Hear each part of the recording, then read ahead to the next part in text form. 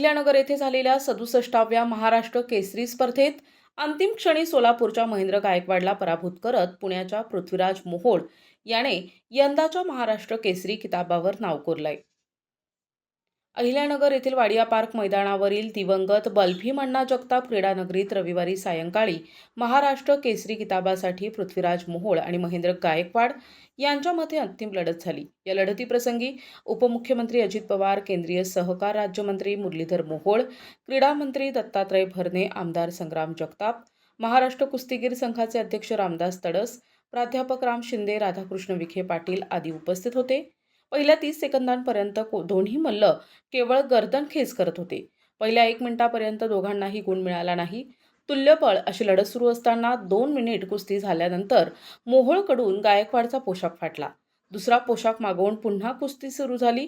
त्यानंतर गायकवाडला कृती करण्यासाठी पंचांनी 30 सेकंदाची वेळ दिली, परंतु त्या वेळेतही त्याने कृती केली नाही, म्हणून पंचांनी विरोधी मल्ल मोहोळला 1 गुण बहाल केला. त्यानंतर मोहोळ आणखीन आक्रमक झाला. पहिला हाफ संपला त्यावेळी मोहोळ 1-0 असा आघाडीवर होता. दुसऱ्या हाफमध्ये आता मोहोळला 30 सेकंदांची वेळ पंचांनी कृती. महाराष्ट्र केसरी कुस्ती स्पर्धेच्या अंतिम लढतीमध्ये पृथ्वीराज मोहोळ महाराष्ट्र केसरी कुस्ती स्पर्धेचा विजेता ठरला.